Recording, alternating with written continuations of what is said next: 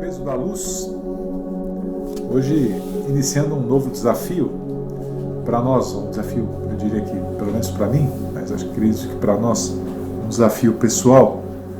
Nesses últimos episódios nós discutimos com um pouco mais de clareza o que não é a iluminação, até chegarmos à conclusão do que provavelmente é a iluminação.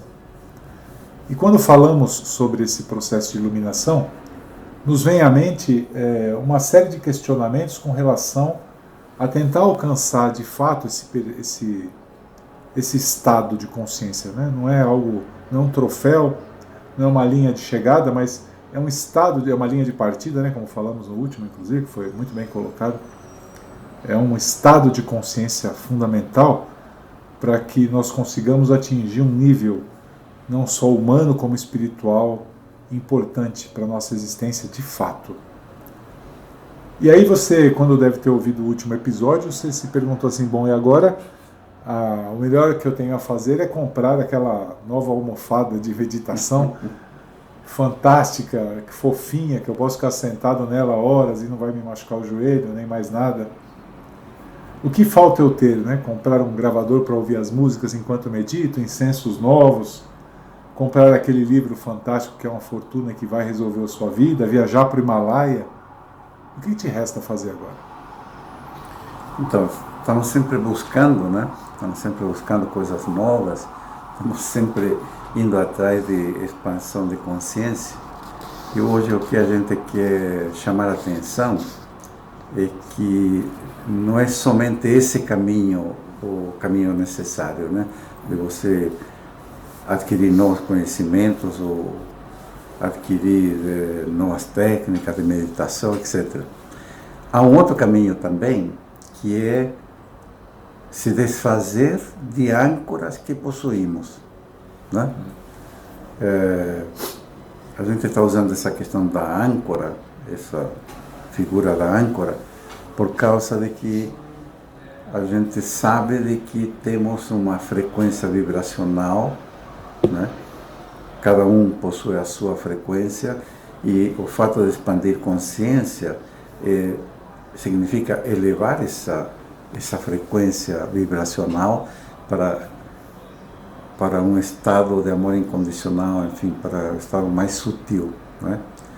Porém, o que estamos chamando a atenção é que existem memórias dentro de nós, ou comportamentos em nós, conscientes e geralmente inconscientes, né, que mantêm essa frequência baixa. E essas são as âncoras que a gente está querendo dizer assim. Será que somente adquirindo coisas novas a gente vai evoluir? Ou se desfazendo de âncoras também podemos evoluir? E a questão é sim, né? Se desfazendo de âncoras, ressignificando memórias, a gente também pode evoluir. E a gente separou cinco situações, 5 memórias, não sei se são memórias exatamente, mas são 5 situações comportamentais que não nos deixam subir de frequência vibracional, né? A gente, então, os próximos podcasts nossos vão estar abordando uma a uma dessas 5, né? E a gente vai estar, então, tentando correlacionar três áreas para entender um pouco mais delas, né? Uma é o silêncio, que nós já falamos, né? O silêncio interior, né? Que a gente dificilmente fica em silêncio, né? O outro ponto são esses 5 comportamentos que nos mantêm numa frequência baixa, né? E provavelmente tentar descobrir quais são as raízes desses 5 pontos. E para tentar localizar um pouco essas raízes, a gente vai utilizar as técnicas do Dr. David Hawkins, né?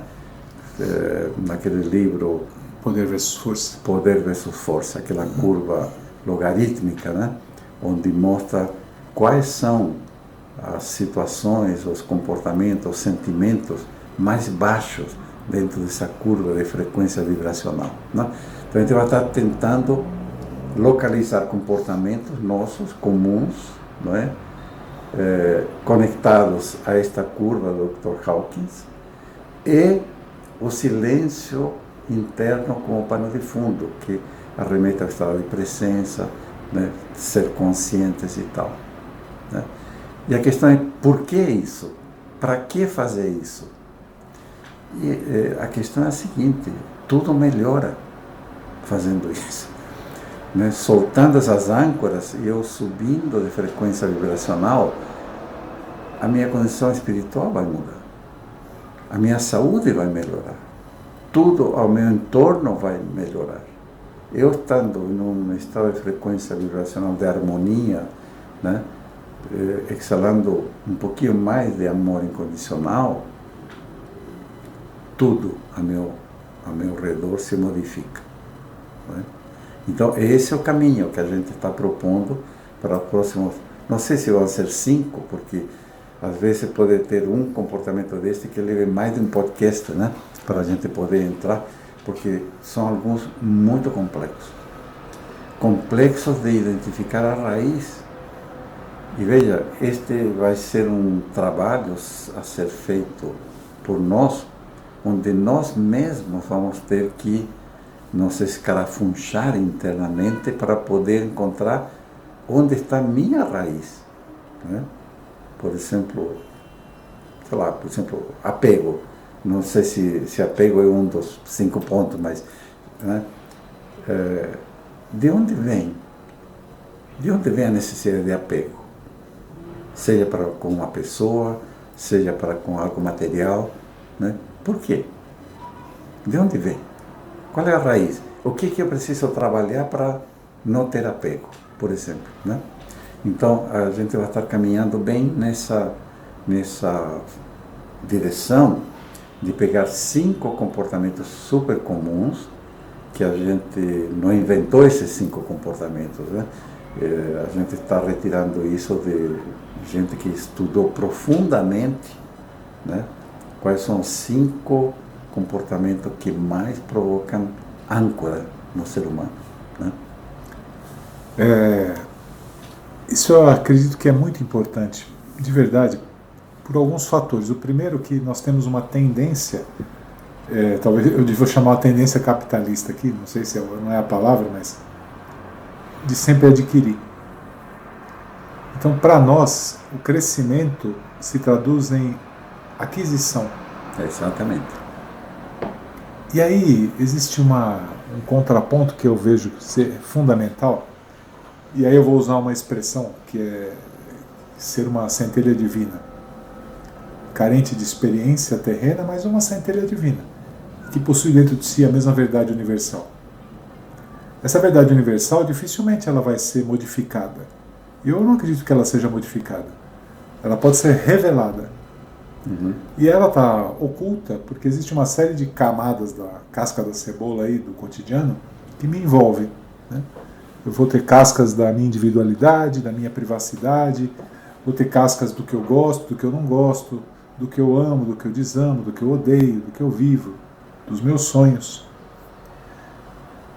Todo esse processo cotidiano que eu desenvolvi desde que nasci até hoje são elementos fundamentais para a constituição minha como indivíduo e também para a manutenção da minha existência aqui no plano físico.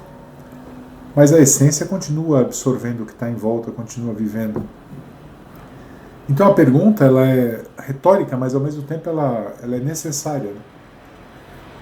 Quanto mais eu preciso para eu entender que talvez eu seja o causador disso, dessa ausência, desse distanciamento com relação à minha essência. Portanto, quando a gente começa a questionar quais são as âncoras que me prendem, eu estou questionando o que é que eu não estou disposto a abrir mão. Porque, provavelmente, a gente sabe ou tem pelo menos alguma mera impressão do que eu posso estar fazendo e impedindo o meu crescimento de fato. A gente sabe. E aí eu não estou me referindo ao óbvio, né? O óbvio é, eu gosto de jogar em bingo, então eu me acabo no bingo, eu não saio do bingo. Isso é um vício, isso aí me arrasta para a espiritualidade inferior. Então por isso que eu acabei cultivando, eu gosto de cristais, eu gosto de me levar para o meio da floresta, para viver com os bichos, com as plantas, isso me faz bem. A espiritualidade está lá e não está aqui. Mas se você olhar friamente essa expressão, ela é absurda. Tanto que, começando pelo bingo, provavelmente é a parte mais externa do problema, né? Se você decide falar, em algum momento, falar, não vou mais participar do bingo, eu não sei até que ponto isso vai fazer com que você cresça espiritualmente. Não sei. Você pode desenvolver um outro problema que talvez seja mais oculto ou num grau, por falar de espiritualidade, mais severo. O ponto é que quando eu decido a nomear as coisas que estão à minha volta, que eu falo que são um problema, dificilmente são coisas que de fato são um problema.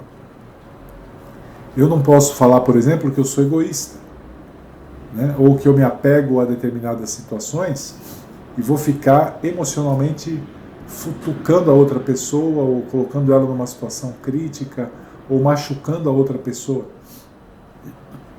Do que eu estou disposto a abrir mão? Você levanta um ponto que é o ponto central da questão, né? Porque quando a gente expande consciência, a gente solta, necessariamente vai soltar uma série de coisas. Então, quando você fala, você está disposto a abrir mão do quê? Do churrasco? Da cerveja? Do prazer, né? Você está disposto? Você está disposto a abrir mão daquela compensação emocional? Né? Você está disposto a crescer e tomar conta da tua vida mesmo? Então, o ponto que você levantou, né? Quando a gente fala de expandir consciência, nós estamos falando de superar a egoidade. E a egoidade, né, tem um lado nefasto, mas tem um lado do vício, entre aspas. Não é o vício da bebedeira, não é esse vício. É o vício que nos dá prazer, consciente e inconscientemente. E quando você toma consciência de que há um vício comportamental que te dá prazer e você se apercebe, a pergunta é, você vai estar disposto a abrir mão?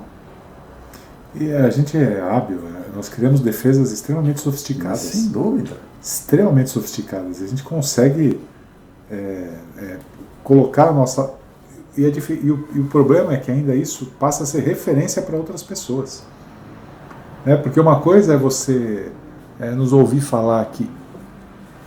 Então, quem está nos ouvindo, está ouvindo duas vozes que conversam. Boa parte dos que nos ouvem não nos conhecem. Então ele cria um imaginário, né? Cria um imaginário. Só que muitas vezes ele convive com pessoas que se mostram dessa forma. Né? Eu uso sempre a expressão do gel no cabelo, sabe? Quando o cara entra com gel no cabelo, eu costumo dar um passo para trás. Eu não sei porquê, mas para mim sempre foi uma fala, pera, o que está acontecendo? Né? Por que ele precisa agir assim? Né?